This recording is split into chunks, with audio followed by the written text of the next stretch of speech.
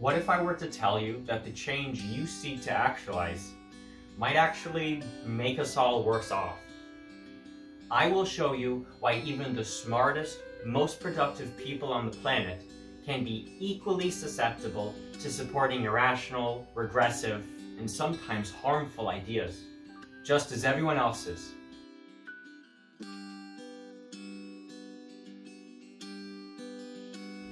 Our minds are a collection of interactions between different neurons, which accomplish functions that any single neuron cannot, such as critical reasoning. Likewise, societies are collections of interactions between different people, which accomplish functions that any one person cannot, such as going to the moon.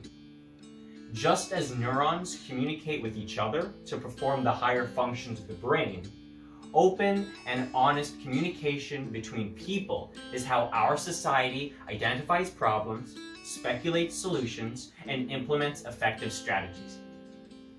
Each of our different biases, backgrounds, and perspectives play an irreplaceable role in both the expression of our society and contribute to the formulation of effective solutions. Our different biases at least half the amount of cognitive work that must be done in order to come to a consensus. It does this by incentivizing all invested parties to only attend to the information that would support their preconceptions, and then debating it with someone who does the same process but starting from a different preconception.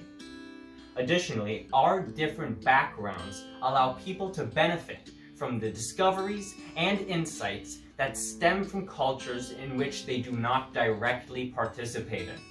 This provides inclusivity of different experiences into the public discussion.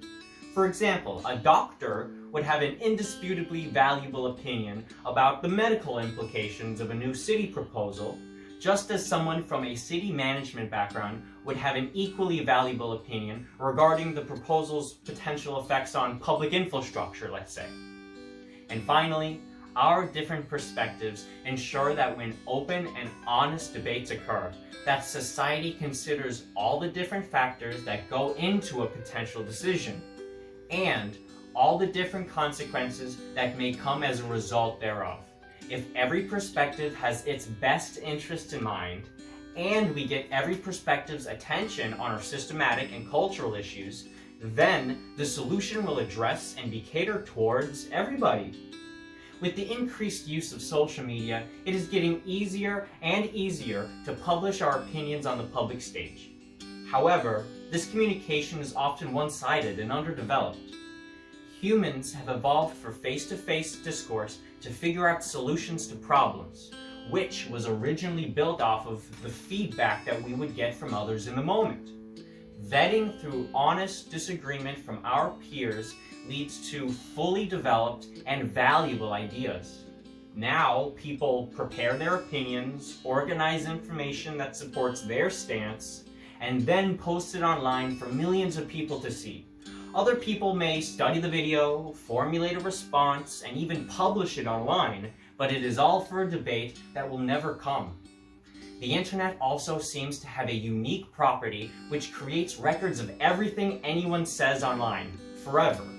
When we consider our unwillingness to appear wrong in the public eye, it is easy to understand why there is a reluctancy to challenge people's opinions on the internet.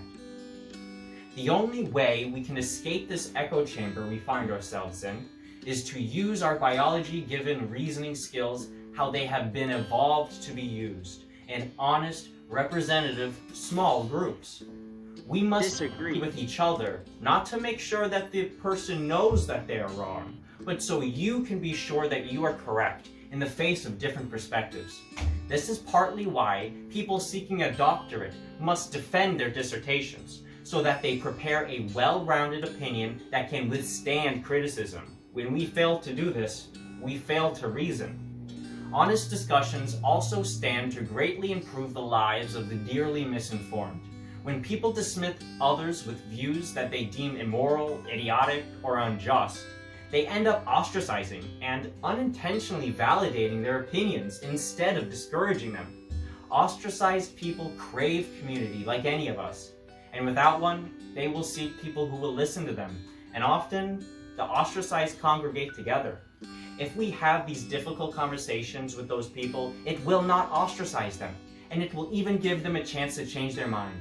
They may not change at that instant, but that conversation may serve as the seed in that person's life that flowers into meaningful change one day. So, the next time you are at a dinner party, and that one person starts rattling off about that one politically or morally reprehensible opinion to share in public, talk to them, even if it's just trivial. Especially if it's just trivial. People are often apprehensive to the idea that they are wrong, so be patient and understanding, but be sure to disagree. And who knows, you might even find out that it is you who is wrong. Be open to the possibility, or be closed to the reality. Thank you very much.